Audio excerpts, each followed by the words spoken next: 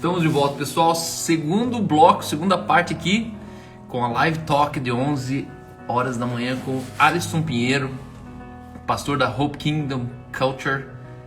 O nome da igreja dele é Hope Kingdom. E é sensacional, né? Quando eu falo que nós temos a matéria-prima para mudar o mundo, mudar a humanidade, é sobre histórias como essa que eu me refiro do Alisson. Um cara que... E aí é lamentável, né? Quando a gente olha de 94 a 2009, a gente está falando de quase 15 anos, ou 15 anos, que ele teve que sobreviver à religião, para daí assimilar que na verdade aquilo que veio de solução, na verdade não era bem a solução, teve que se desconstruir, e aí ele finalmente entrou no trilho. E hoje eu fico me desafiando, eu mesmo como ministério, como igreja, como é que a gente faz para uma pessoa hoje entrar em nossas igrejas e essa pessoa ela não cair nisso, né? Mas o Alisson aqui, eu vou voltar nesse assunto, eu já vou voltar nesse assunto, mas o Alisson estava falando aqui sobre a vocação, a vida bivocacional, né? Onde você, na verdade, não existe para financiar a igreja, que é o que ensinaram, né? Uns pagam a conta, outros ministram, né? E aí você descobriu que, na verdade, é possível ser gente, né? Gente pastor, gente empreendedor, gente... Eu sempre brinco, né? Que o desafio a proposta do evangelho não é transformar a gente em crente, é transformar a gente em gente. Em gente. Pareça, né? E como gente, a gente pode empreender, como gente, a gente pode pastorear, como gente, a gente pode dar curso em faculdade, pode fazer um curso sommelier. Mas continue falando aí como é que foi essa mudança dentro de você aí. Bom, então esses choques que eu tinha com você, né, no núcleo dos músicos, esse choque quando a gente se encontrava, tomava o café, comecei a pensar e eu cheguei a uma definição de para o que eu existia, né? E talvez essa definição, acho que ela é importante para todos nós, e eu chego também à conclusão de que isso que eu vou falar é aquilo que todo mundo nasceu para ser, independente, uma questão de identidade para cada um, é claro que Deus tem, mas o propósito eu acredito que é o mesmo para a humanidade. E o propósito de Deus para mim, primeiro, eu descobri que meu propósito era viver para a glória dele, ser filho dele, mais nada do que isso. Então eu entendi, o homem existe para isso. Então quer comais, quer bebais, quer façais qualquer coisa, você faz para a glória de Deus. Depois eu entendi que o homem existe para edificar o corpo de Cristo na terra. Então, se o que eu faço edifica, eu estou cumprindo meu propósito. E terceiro, conectar pessoas a Deus. Então, se eu existo para adorar a Deus, para edificar o corpo e para conectar pessoas, eu posso fazer o que eu quiser. Eu posso ser pastor hoje e amanhã sair e não ser mais pastor. Por que eu tenho que nascer, ser pastor e morrer pastor? Por que eu tenho que ir para missões e ficar 20 anos na missão, passando por sofrimento, sem dinheiro, sem nada? Porque eu ouvi lá atrás que uma vez chamado eu não posso mais largar. Então, quando eu defini esse tripé para mim, de cara, eu faço o que eu quiser, eu posso ser surfista e eu vou estar fazendo para a glória de Deus. Eu edifico o corpo de Cristo. Como que eu edifico? Tendo igreja? Não, hoje nós não temos mais reunião. Como é que eu faço? Sendo pessoa, entregando o meu conhecimento, aquilo que Deus está falando comigo, aquilo que Deus tem ministrado na minha vida. Então é assim que eu edifico as pessoas, né? E a conexão, ontem numa live, cara, eu fiquei muito feliz porque uma pessoa que trabalha para mim, ela estava assistindo uma live do Surfista de Cristo ontem e depois ela chegou e me escreveu, falou, cara, eu sinto que aquela palavra que você deu foi para mim. E eu tenho, ao longo da minha história do empreendedorismo, assim, que não é tão grande, mas desde 2012, propriamente dito, eu tenho caminhado e eu tenho conectado pessoas a Deus de uma maneira tão extraordinária. Cara, eu não estudei em Harvard, eu não me formei na Federal, mas eu já tive oportunidades de sentar com o diretor de Santander, com o diretor de Itaú, com grandes empresários que amigos meus que estudaram em tudo isso gostariam de estar, mas eu tô lá. Eu já tive a oportunidade de estar no governo lá no Paraguai, num novo projeto deles, e sentar e levar Jesus para esses caras. Mas como que eu levei? Porque eu era pastor? Porque eu era missionário? Não, porque eu era o Alisson, o empreendedor de algo que eu entrei lá. Se eu tivesse falado, ó, eu quero... A última foi mais engraçada. eu fui para uma reunião numa prefeitura aqui de São José dos Pinhais, né, num departamento ali, perdão, e quando eu fui apresentar um projeto de tecnologia e inovação, o cara sentado comigo falou assim, ué, mas você não é pastor?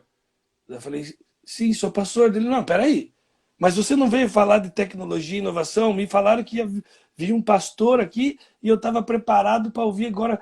Cara, isso que você está me apresentando, eu tenho que chamar todo mundo para ver. Aí foi lá, chamou todo mundo, ele falou assim, sabe por quê? Na hora que falaram que você era pastor, eu achei que você seria mais um que ia se encostar em mim aqui para ganhar 10 mil por mês e não fazer nada.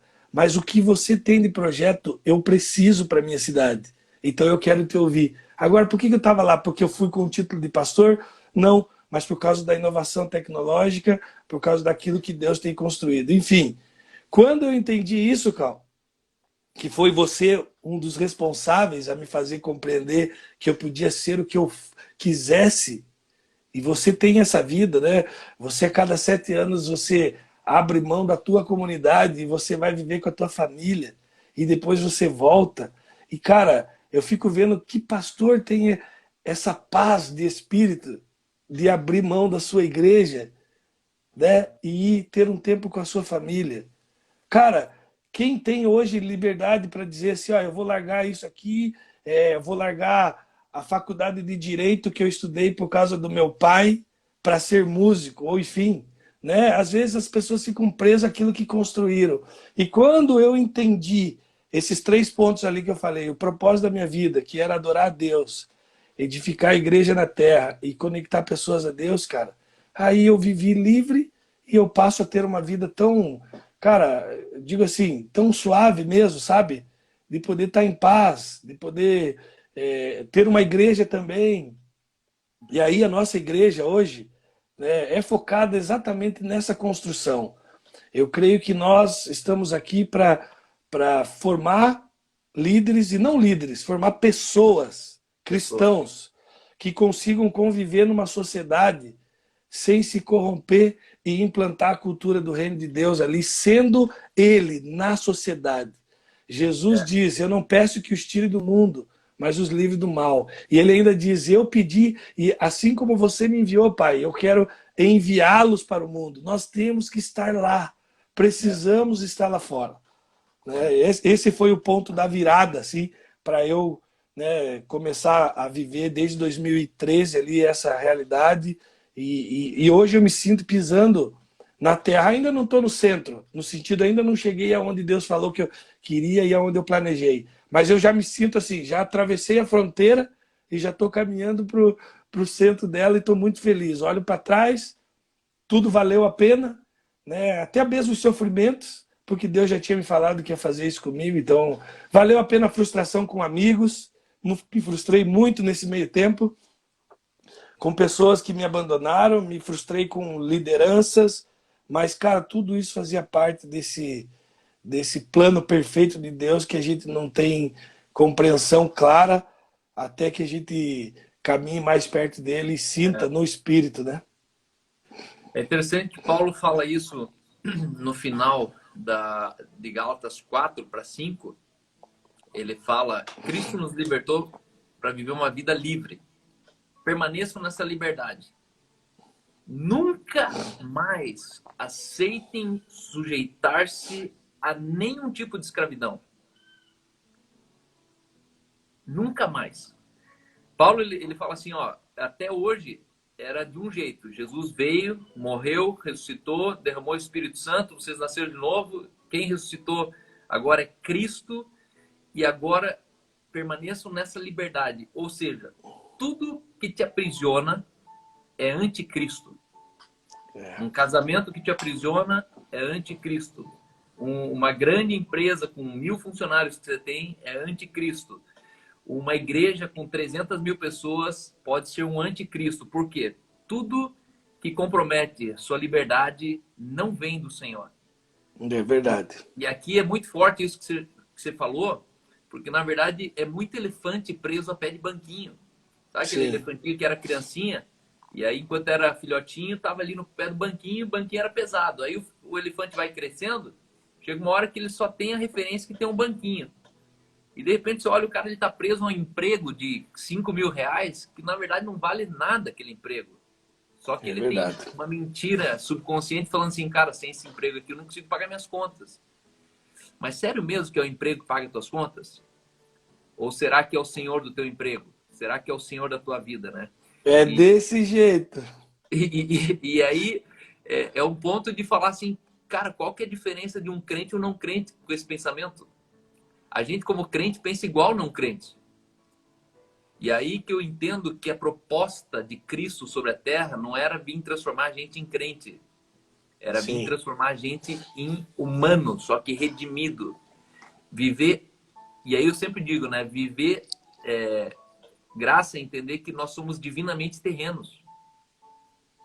Divinamente terreno. Quanto mais terreno eu for, mais divino eu sou. Quanto mais humano eu for, mais divino eu sou. E aí é gerações e gerações que pregaram o contrário para nós. Não sai do sim. mundo. Você tem que sair do mundo porque isso aí é terreno, isso aí é carne, isso aí é não sei o quê. E no final, eu fico pensando, né, cara, você lá saiu de um contexto difícil e tal, e de repente você encontrou na religião alento, descanso, Sim. guarida, proteção. Só que é triste de pensar que um dia dentro da religião você descobriu que a religião também não era ingênua. E que ela sabia muito bem o que ela estava fazendo com você. A mesma que te socorreu foi a mesma que te abusou. Porque é um Sim. abuso. Querendo ou não, é um abuso. Quando um pastor ele te ajuda, mas no final você está preso a ele, é abuso. Não tem outra palavra. Por isso que hoje eu olho assim e fico pensando, cara, como é que a gente faz nas nossas igrejas? Porque a gente vai fazer provavelmente a mesma coisa. Será que o cara vai passar mesmo 6 anos da igreja no cinema e depois 6 anos ele vai descobrir realmente a vida com Jesus? Será que ele vai ter que sobreviver um tempo da minha igreja para daí um dia falar, não, não, aquele tempo foi importante, me ajudou, mas na verdade é agora que é coisa que eu entendi, né? Como é que a gente faz? Porque eu tenho consciência que eu vou errar com os meus filhos. Só que não vou errar que os meus pais erraram. Só que no fundo, tentando fazer tudo certo, a gente continua fazendo tudo errado. No final, eu tenho consciência que no final eu vou olhar para trás e falar, cara, tentando fazer tudo certo, a gente errou, só errou em outras coisas. E a impressão que eu tenho é que com a igreja a gente vai fazer a mesma coisa. A gente saiu de contextos de igreja que a gente olha e fala, nossa, cara, fizeram tudo errado, cara, não era assim, meu, agora que eu enxerguei o que estavam fazendo com a gente. Só que hoje eu tenho certeza, cara, eu vou fazer tudo errado também com a minha igreja. Só que vão ser outros erros. E alguém vai olhar daqui 15 anos e falar assim, então, Cal, foi 15 anos que a minha dor foi lá na Inc, lá. 6 anos que eu fui homossexual lá na Inc, lá, e ninguém me falou nada. Ou que eu divorciei lá na Inc, aí, ó. Depois começamos a ir na Inc e meu casamento acabou. E daí você fala assim, putz, como é que eu lido com isso agora? Porque o plano A era um propósito genuíno. E aqui é a minha pergunta para você, como é que a gente pode construir uma igreja hoje sem esse gap de 15 anos que você teve na tua igreja? Que, cara, a tua igreja foi muito importante, tão importante quanto a igreja da Aline foi na minha vida. 13 anos, e eu sempre falo, tudo que eu colho hoje é fruto que eu semeei lá. Só que a que ponto que a gente chega de ser expurgado de uma igreja que não suporta a gente? Será que é uma coisa honesta, que a gente deveria ser mais honesto? Falar, não, mas é normal. Não tem como eu gerar um filho que passe a vida inteira, meus 4 filhos vão passar a vida inteira morando comigo. Não, não. Eles precisam emancipar e um dia eles precisam abrir uma matriz nova e essa matriz nova significa o seguinte, eu parei de ser pai, agora sou sogro. Será que nós como igreja não está errando nisso? Quando a gente devia pegar filhos na fé e transformar eles em genros, falar, não, não, agora você é uma outra matriz, mano. Agora você corre sozinho, vai. O que você precisa mais? Precisando de alguma coisa, conte comigo. No almoço de domingo a gente come frango junto. Quando nascer um bebê lá, a gente vai junto na dedicação da criança. Mas eu acho que eu fico pensando nisso, porque você é um fundador de igreja, eu também sou, e algo está muito errado na igreja. E eu não quero errar como erraram com a gente. Só que 6 anos de Sim. igreja eu já errei. Eu já errei com várias pessoas. Errei com um monte de gente que eu falo, putz, mas não era isso que eu queria ter feito. Virou isso aí. Não sei se você tem uma resposta para isso. Tenho, tenho. Primeiro eu quero dizer, você não errou, Cal. Primeiro, você não errou. Eu acredito que também fez parte, assim, como quando eu olho para você, né, eu penso exatamente na figura de João Batista mesmo, de preparar um caminho.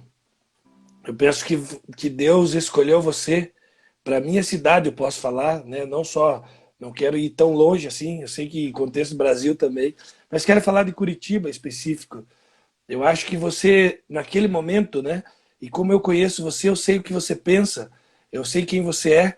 Eu acho que você construiu um negócio que precisava de um choque, Cal. A gente precisava apanhar, a gente precisava levar, ser chamado de raça de víboras, a gente precisava parar para pensar, para preparar um caminho para o Messias vir e trabalhar totalmente diferente e falando as mesmas coisas. Jesus construiu os seus discípulos, ele construiu uma geração falando as mesmas coisas que João Batista, porém falando, vivendo e sendo do jeito que ele foi. Então eu creio que hoje nós vivemos um momento, quando você veio em fevereiro aqui na minha casa, que a gente ficou de madrugada aqui tomando vinho e conversando, e você falou, cara, agora eu entendi, agora isso, aquilo, e você viveu assim. Cara, eu creio que é um novo tempo. E aí, independente do que as pessoas creiam aqui, mas eu vou falar daquilo que Deus tem falado comigo. Desde 99, Deus disse para mim que algo ele vai fazer no meu país, que é de Curitiba para ele e do Brasil para o mundo. E você foi e eu sabia que eu estaria envolvido nisso. E algumas vezes eu vi você, eu vi fulano, beltrano e ciclano que estão à frente e eu falava, uau, o que que eu tenho de diferente desses caras? Eu não tenho nada, eu sei o que eles sabem, a gente conversa, mas a minha hora não chegou. E aí eu fiquei esperando. E quando Deus falou para mim, agora é momento, e eu comecei a Hope que não nasceu em 3 meses. Ela tem uma história de 99 que Deus falou para mim. Então, de 99 a 2009, eu vivi um ciclo de 10 anos, passando por momentos que 2009 foi a grande dor da minha vida ministerial, onde o sofrimento entrou, aonde eu fui castrado, aonde eu ouvi pastores falar para mim assim, você sonha muito grande, você não merece, você tem que beijar meu pé, porque eu te coloquei aqui, eu ouvi estas coisas, eu fui jogado como ladrão de um negócio que eu nunca fiz, e aí eu vivi um terrível, mas Deus tinha me falado em 99, você vai passar por esta e essa situação. Quando foi em 2019 que a gente inaugurou, era o reflexo de 20 anos, e aí eu entendi que era o tempo. Quando você veio na minha casa, eu vibrei, que eu falei, cara, é um novo Cal, é um novo pastor, é um cara que recebeu algo, e quem conhece você sabe que você está diferente. Então você não errou. Nós não sabemos o porquê Deus às vezes permite e por que ele deixa essas coisas acontecerem. Fez parte da história, Cal. O que importa agora é a igreja dos próximos 20 anos que nós vamos montar. Eu estou olhando para os próximos 20 anos. Amém. E eu sei que você está olhando para os próximos 20, 40, e a gente está olhando para a próxima geração. Amém. Então o que vale agora, cara, é de hoje para frente. Esse é um ponto. Amém. Agora, como é que eu tenho construído? Eu sempre carreguei minha vida assim. Claro, depois de sofrer, né? Quando eu fui muito escravo. Agora eu penso assim, quando você espera algo de alguém, você se torna escravo dela. Então, para que eu tenha uma igreja suave e que eu não fique causando o mesmo erro que causaram comigo, eu estou construindo uma igreja num ambiente de liberdade. Eu estou muito sossegado. Se o cara assiste minha live, se o cara vem no culto, se o cara quer trabalhar, meu amigo, não estou nem aí. Eu digo assim que a Hope é um grande ônibus, que eu sei para onde eu estou indo, quem quiser entra, quem quiser descer, desce. Eu sei para onde eu vou. O que me importa sou eu e minha esposa, e os meus filhos. Esses aqui eu tenho direito de mandar neles, até que faça 18. Mas nesse momento, eu tenho tentado construir uma igreja apontando o caminho para eles. E se eles não quiserem, cara, minha mãe de 71 anos, cara. Poxa, ontem foi demais. Ontem eu fui tomar café na casa dela. Minha mãe tem 71 anos, ela disse assim, meu filho, eu tô com muita sede de Jesus. E você tem me ensinado coisas tremendas nessa igreja. E ela ficou muito feliz. E ela com 71 anos, ela assim, eu não vejo a hora de assistir tua live, eu não vejo a hora de participar do Hub, que é o nosso culto familiar que a gente está fazendo online. Ela falou, porque eu tô com muita sede. E aí, um momento, ela falou assim para mim, falou assim, tem muita gente que tem energia, só que ele não vai lá e não aperta o interruptor. As pessoas... Então, ela falou, é só ele apertar aquele botãozinho ali que vai acender a luz. Cal, eu tenho construído a minha igreja nesse sentido, assim, ó, o interruptor tá ali, ó.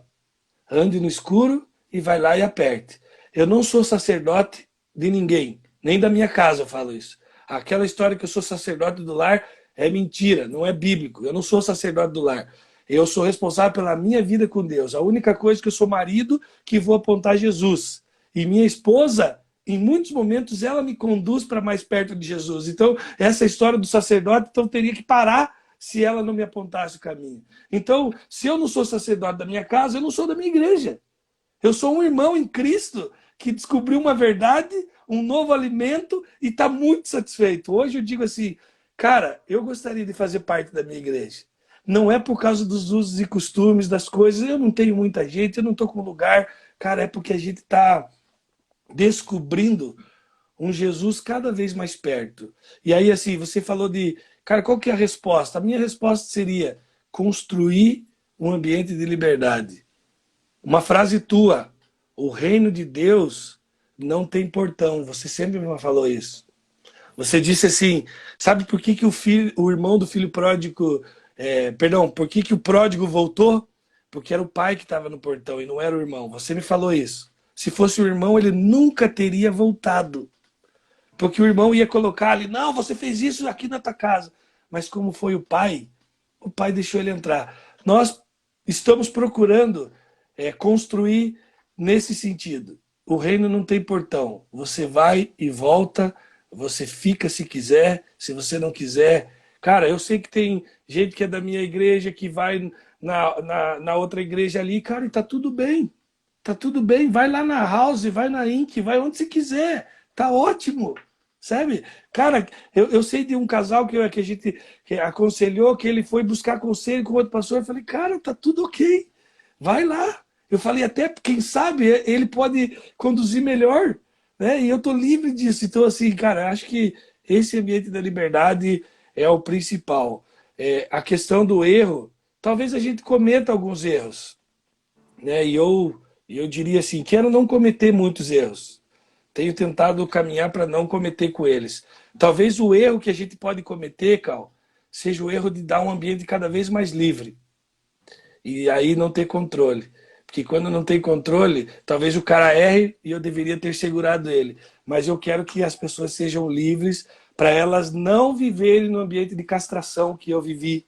E eu quero que eles, cara, se desenvolvam, alcancem coisas maiores, né? Ah, sim, minha esposa colocou ali, fala do casamento, a conversa da saída da igreja.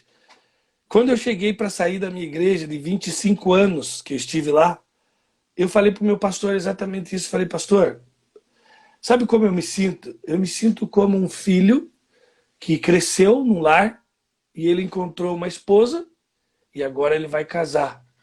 E ele precisa sair da casa, porque ele precisa construir a dele. Mas nem por isso eu vou deixar de ser filho teu. E nem por isso eu vou deixar de ser família. Só que eu preciso ter minha casa, porque não é saudável uma família morar debaixo do mesmo teto. E eu creio que os cristãos, agora todo mundo vai sair da igreja e montar sua igreja? Não, eu creio que existem chamados específicos para pessoas específicas. Mas eu creio sim que esse crente ele precisa entender isso, que vai chegar uma hora que a gente precisa ser emancipado. Outra frase tua, líder que não emancipa líder cria um concorrente. Lembra que você falou isso para mim uma vez? Uhum. Então o nosso papel é emancipar as pessoas, para que ele não concorra comigo e ele se sinta feliz e falar, ó, o Alisson tá me empoderando para abrir a igreja aqui também, amém. Vai lá, velho, né? E quando quiser voltar, se fechar e quiser voltar aqui, volta, que a gente vai estar junto. Então eu creio dessa forma, meu irmão, assim. Bom, eu acho que esse ambiente de liberdade é onde realmente gera graça, né? Você não responde só porque existe uma regra. Uhum. Quando há liberdade, se responde por amor. E quando a resposta é por amor, meu amigo, ninguém te segura. E é interessante que essa, esse ambiente de liberdade, ele é o princípio elementar da manifestação da graça de Jesus entre as pessoas. E o que me preocupa hoje é que os grandes players, igrejas de mais de 20 anos, que são enormes, elas estão descobrindo uma nova teologia, depositando num odre velho. E aí o que me frustra hoje é que muitas igrejas estão pregando graça, mas o modus operandi é lei purinha. E aí esse é o ponto, assim, como se não tiver ambiente de liberdade, não tem como se revelar a revelação da graça. Porque aí, de novo, a gente engana mais uma vez. Eu estou aqui no ouvido falando uma coisa, mas no modus operandi, no dízimo, na oferta, no discipulado, Aí você fala, pô, mas como assim, pastor? Mas você não falou da graça? Você não falou da liberdade? Daí, por liberdade, você está ligando para mim cobrando dízimo. Você está ligando para mim, me cobrando que eu não fui no culto, mas não perguntou como é que eu tô antes, né? Uma coisa feia que o pastor faz sem você perceber. Ô, irmão, senti tua falta. Não, você tem que mudar a pergunta. Irmão, tá tudo bem com você? Né? Não é sentir tua falta, uma cadeira a menos vazia na igreja. Tá tudo bem com você? Precisa de alguma coisa? Então, muito bom, cara, muito bom mesmo. O negócio disso é o juízo de valor e o juízo real, né, Cal? Assim, às vezes a gente se relaciona com as pessoas sempre à base do juízo de valor. Aquilo que eu gosto, aquilo que eu quero, aquilo que eu entendo e aquilo que o outro entende. Mas o juízo real é muito diferente, né? De entender o que está realmente, a causa está acontecendo. Então, eu tenho procurado conversar com aqueles que estão da igreja, ou do ministério que eu faço parte, né? Faço parte de 3 ministérios ainda tocando à frente, né? Seja o núcleo dos músicos, surfista, igreja. Eu tenho procurado entender o que é juízo real. O que você está vivendo? Qual que é a realidade? Está precisando disso? Não está? E tenho tentado construir isso para eles, porque eu acredito que existem assuntos que a gente, como igreja, a gente quis ensinar só a Bíblia. Me entendam bem, né? Não estou dizendo que está errado ensinar a Bíblia, pelo contrário. Só que existe o momento certo da gente ensinar. A gente precisa ensinar as pessoas a serem pessoas. Elas precisam pensar de maneira diferente. Se falou da igreja, eu creio que 2 ambientes, Cal, ainda não sofreram inovação ao longo da história. A gente fala de inovação industrial, tecnológica, mas existem 2 ambientes que ainda não sofreram. O primeiro ambiente que não sofreu inovação é o educacional. A gente está no mesmo modelo, com 30 alunos sentados de frente para um quadro branco e as pessoas ali aprendendo daquele jeito. E é por isso que não sai um Einstein aqui de novo, né? E a igreja é outro ambiente que não sofreu inovação. A gente está mais de 100 anos no Brasil com o mesmo tipo de igreja. A gente muda, às vezes, a maneira de pregar, mas o modelo igreja tem que ser repensado. Não estou dizendo de ir para uma igreja digital, virtual somente, mas a gente precisa inovar, precisa pensar humana. Na relação humana. E talvez a gente tenha que... Sabe, eu só fiz live por uma coisa, porque eu entendi que seria uma maneira de estar mais perto e talvez para que novos ouvissem a minha mensagem. Mas na primeira live eu falei assim, ó, galera, primeiro final de semana eu falei, ó, eu não vou fazer live. Ah, mas igreja estão fazendo. Cara, senta na tua casa com a Bíblia e estude. Eu não preciso ficar levando para as pessoas o estudo, porque senão elas vão desviar. Se ela desviar, o problema é dela, não é meu. Não fui eu que fiz ela desviar. Já estão desviados. Né? Então, a gente precisa inovar nas relações e a relação de igreja. Né? Eu acredito que... E aí eu não tenho a resposta. Ainda não tenho. Mas eu creio que aquele momento que você está levando na tua casa, que a gente vai lá, cara, 10, 15 pastores, isso já é inovação. Isso já é inovação. Eu estou sentado com pessoas que não estão me vendo como concorrentes. Estou sentado com uma nova geração de pastores, de piazada, vamos dizer assim, que a gente está ali porque a gente se ama. Eu não estou com medo de ter uma live com o Cal e as pessoas gostarem mais da tua palavra. Cara, se ele gostar, glória a Deus, que a tua igreja cresça. Entendeu? E aquele momento já é inovação, porque a gente está construindo tanta coisa boa ali. Conheci uns caras... Sem querer dar cobertura para ninguém, mano. Não tem cobertura, não tem que dar dar dízimo, né? E outro ponto ali, quando você fala uma coisa, eu tenho aprendido, até tem uma amiga minha que está aqui, Ana Keila, que é psicóloga, né? Tenho aprendido nisso, que quando você fala uma coisa e não vive, o nome disso é dissonância cognitiva. E tem muito pastor vivendo na base da dissonância cognitiva. Os caras querem voltar com o culto agora, não é porque eles querem o culto cheio de gente e poder de Deus. Eles estão com problema com faturamento. Aí eles estão fazendo uma briga na prefeitura para voltar a isso. E eles estão descuidando do ser humano, porque eles estão... Cara, eu não estou falando de dízimo nem de oferta. E eu nunca falei disso na igreja. Na Hope nós não falamos de dízimo. Nós falamos de cultura da honra. E a pessoa dá se ela quiser. Se ela não me honrar, ela nunca vai dar. E se ela não honrar Deus, ela não vai dar mesmo. Então deixa... E eu não vou trazer essa ideia que você tem que todo mês pagar. Cara, muitas das vezes eu paguei as contas da igreja. Né? E outras vezes as pessoas foram muito mais generosas. Então, outra maneira de a gente construir uma igreja nova para o futuro é esse ambiente de honra.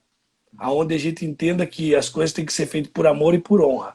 Não porque elas são membros ali daquele lugar, né? Só que aí que tá, né? A honra é uma marca dos herdeiros maduros. Meninos, crianças não entendem esse valor. E essa é a prova de que a igreja é uma igreja de meninos. Hoje o desafio é como que eu pego uma igreja com um contingente de 300, 500 pessoas e consigo trazer elas para esse ambiente de maturidade. A prova disso é que se você tirar a palavra dízimo, despenca, cai lá embaixo a arrecadação da igreja. Isso significa Sim. que com meninos eu preciso usar do mandamento. Para criança, herdeiro, menino, eu uso de lei. A lei funciona para eles. Só que você tirou a lei também, o valor não funciona para menino. E aí é prova de novo que a igreja tem que amadurecer. A gente é uma igreja de meninos. A igreja nacional, né, brasileira. Alisson, considerações finais, deixa uma mensagem pro pessoal aí, quero te agradecer, já quero te deixar à vontade para você voltar qualquer dia que você quiser, né? Você com certeza é um cara em muitos caminhos mais maduros do que eu, um cara experimentado em várias coisas, tenho coisas boas para te contar também, vou marcar um cafezinho, falar de investimentos, falar de criptoativos. E já vem fazer rede. Brincadeira. Brincadeira. Binário, você vai ser minha perna direita. Na verdade, não, mas Deus tem sido generoso aqui e a gente tem compartilhado com algumas pessoas muito próximas como você. Mas deixa suas considerações finais aí e eu quero já te deixar o convite aberto para você voltar quando você quiser, uma vez por mês aí. Pode contar com minha live, pode contar com essa mesa, essa congregação. Fazem 4 meses já que a gente está aqui. Pessoas como a Fran, pessoas como a Dani, como o Dutra, a Michelle, a Delurdes, muita gente aí já há 4 meses que eu não sei como é que eles me aguentam no almoço, mas cara, você já percebeu que são 2 preciosas horas que as pessoas elas entram e vão até o fim, e até eu me constranjo, mas eu tenho descoberto aqui pessoas incríveis, sensacionais. O Mário Breder está vindo de São Paulo para passar 3 dias aqui. Os da Loca já vieram, tá vindo os Dutra de Rio Grande do Sul e eu fico sempre muito emocionado e comovido. Esses dias, essa semana, recebi um presente. Eu me senti tipo parecia um rei mago trazendo presente. A pessoa chegou e falou assim, queria só te dizer que nos últimos 4 meses eu cresci como nunca antes. Fazem não sei quantos anos que eu tô na igreja, moro a 300 quilômetros daqui, mas eu sabia que eu ia vir te encontrar e só vim trazer esse presente. E aí era um parzinho de sapatinho assim para o nosso próximo filho. E essa pessoa, ela falou assim, eu preciso te honrar, e me escreveu uma carta. E essa carta assim foi tipo ouro, incenso e mirra, assim. Eu fiquei, sabe aquela sensação que alguém veio de longe, te trouxe um presente, mano? Eu fiquei chocado. Então, é gente muito amada e querida que está aqui. Deixa uma mensagem. Glória a Deus. Posso deixar 3 mensagens. Uma é para você, meu amigo. Sinto de Deus de falar assim, ame aqueles que erraram a partir de você, mas se concentre naqueles que acertaram a partir de você. Não fique perturbado com aqueles que erraram a partir do encontro com o Cal. mas fique feliz por aqueles que acertaram a partir de você. Cal, e eu tenho sido alguém que tenho procurado acertar, principalmente no que se diz respeito à igreja, por causa de você, meu irmão. Eu amo muito você. E se a minha vida tem sido um reflexo positivo em algumas coisas, e aqui tem amigos meus que estão assistindo, que me honram, é porque também você construiu boa parte disso. Então se concentre nesses caras. Os outros você só ame, né? Segunda palavra que eu quero trazer está lá em Daniel 7, que vai dizer a respeito de que os filhos do Altíssimo, eles irão governar os reinos da terra. Essa palavra tem me pego de forma tão extraordinária essa semana, de que eu entendo de que nós fomos chamados sim para reinar, para estarmos aqui nas esferas da sociedade, envolvidos de forma a implantar a cultura do reino de Deus. Quando a minha igreja chama-se Esperança, cultura do reino de Deus, é isso, né? Cultura do reino, de que nós queremos estar envolvidos nas esferas da sociedade e ali implantar aquilo que Deus tem colocado no nosso coração, e não tem nada a ver de fazer política para crente, não tem nada a ver de fazer negócio para crente, tem de ser alguém que vai redimir a terra. E eu creio que Deus tem chamado alguns. Essas pessoas que têm seguido você nesse tempo, Cal, é porque elas já estão inquietas e elas estão fervendo. E esse time que tem te assistido todos os dias aqui, cara, eu creio que Deus tem algo profético para a vida de vocês. Há uma transferência profética a partir desse alemão aqui que eu amo. E se apegue nessa palavra, porque talvez você faça aquilo que ele não vai conseguir fazer. Mas a partir dele, assim como ele honra aqueles que inseriram algo na vida dele. Mas eu quero liberar especificamente para essas pessoas que têm te acompanhado, de que há uma transferência profética a partir da tua vida, Cal. E nós cremos numa igreja para os próximos 20, 40 anos aí. E que Deus vai nos usar para assumir as esferas dessa sociedade, e a gente vai ver uma cidade melhor, um país melhor. E a última palavra que eu quero liberar, eu sinto, não sei se vai fazer sentido para alguém, mas quando eu comecei a live, Deus falou para mim que alguém aqui estava com uma dor no cóccix e eu queria orar por cura agora. Se faz sentido para alguém está com dor no cóccix, aqui na região lombar, talvez. Talvez você tenha tido uma queda, alguma coisa assim. Mas eu quero orar por você, eu quero liberar essa palavra de cura. E também, eu sinto a palavra agora tendão. Alguém que talvez seja algum tendão aí que está com comprometimento, eu queria orar por isso. Se faz sentido para alguém, coloca a mão aí, levanta a mãozinha aí que a gente quer orar por vocês. Faz sentido para alguém isso?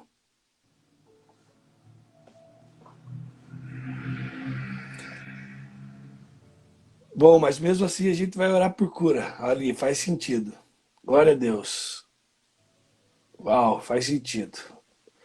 Senhor, eu quero liberar agora, Senhor, Deus, eu quero lá. A Jaqueline disse que ela está com um problema no tendão. E se o Senhor trouxe a revelação, é porque o Senhor a ama.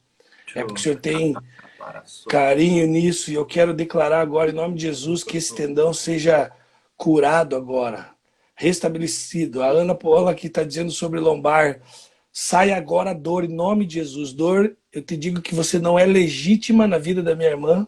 Você não tem mais autoridade sobre o corpo dela. Então eu te ordeno, sai agora, em nome de Jesus. O Douglas também com dor no cóccix, quero declarar ali alívio imediato, 100% de cura.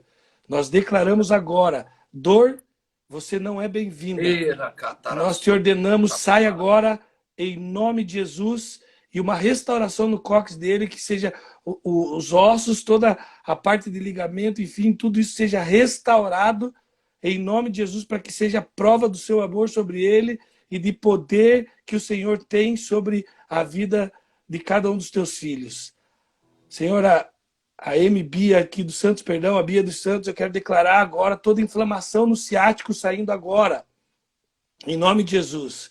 Eu me compadeço, Senhor, dessas pessoas, porque eu sei o que é um problema. Então, em nome de Jesus, assim como o Senhor tem me curado, eu ordeno que saia agora a dor. Em nome de Jesus, nós falamos com a dor, nós te amaldiçoamos e mandamos saia do corpo dessas pessoas. Em nome de Jesus. Amém. Amém. Se você Valeu, foi meu irmão. curado, fala aí para nós. Deus te abençoe. Alemão, te amo demais, cara.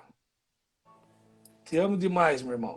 Tô feliz por você, cara. Tô feliz por você e conte comigo na sequência aí. Tem muita coisa pela frente aí.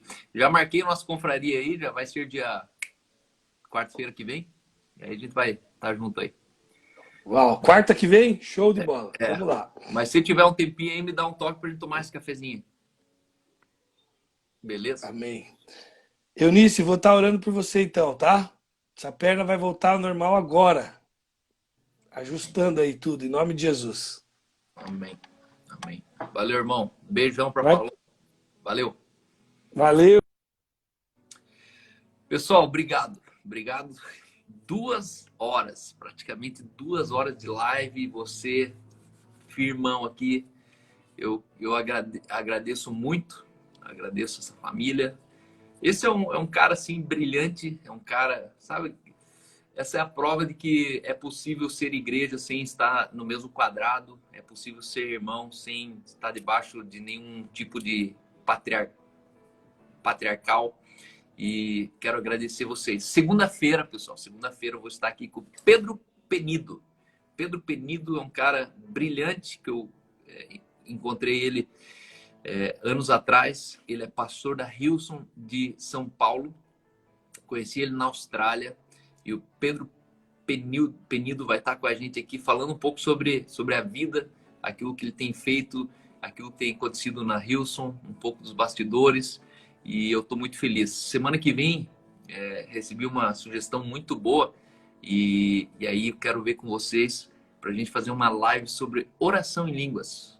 Oração em línguas. Alguns dias atrás eu falei aqui sobre as chaves do reino e falei sobre a questão que muitas vezes nós estamos falando muito sobre chave e pouco sobre o reino. E eu tenho me desafiado a ir mais profundo. Nós precisamos entender que a mensagem central de Jesus não era Jesus. Jesus não veio para o mundo para pregar Jesus. Jesus não veio para o mundo para pregar salvação. Jesus veio para o mundo pregando uma mensagem de um reino escondido. E nós precisamos falar sobre esse reino e nós recebemos as chaves desse reino. E eu quero, semana que vem, falar sobre uma dessas chaves, que é a oração em línguas, a oração, o mistério de oração em línguas. Vou contar um pouco da minha experiência e aí a gente vai fundamentar isso. E eu quero que você desconstrua essa visão pentecostal de orar em línguas. Orar em línguas não é patrimônio do pentecostalismo nacional, muito menos evidência de batismo com o Espírito Santo. Orar em línguas é simplesmente um presente que já está dentro de você e que racionalmente você precisa depositar a fé, onde você vai ativar isso aí, você vai orar em línguas, se sentir esquisito, você vai se sentir um bobo, mas é desse jeito mesmo. Aquele que ora em línguas, ora em mistérios. O dia que você entender o que está orando, duvide daquilo que está orando. Não estou falando de interpretação. Estou falando sobre o teu bloqueio que você tem de orar em línguas sem entender. Entenda que é assim mesmo. Essa é a lógica.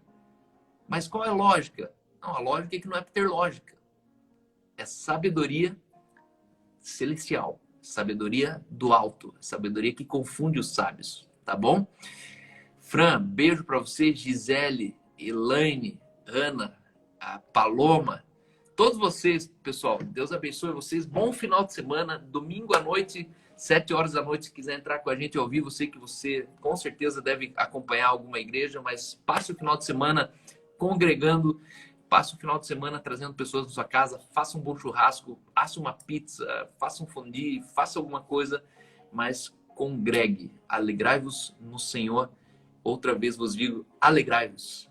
Independente das circunstâncias, ainda que estejam duras, difíceis. Acabei de receber aqui uma notícia que um amigo muito próximo nosso perdeu o pai por uma infecção hospitalar. Estava com Covid, não morreu de Covid, mas morreu de infecção bacteriana do hospital. Mas mesmo assim, entenda que a alegria do Senhor é a nossa força. A alegria não é para você se divertir e se sentir bem. Não, não. A alegria é o princípio da força. E eu declaro e profetizo força sobre o seu final de semana. Com muita alegria, tá bom? Um abraço, pessoal. Amo vocês.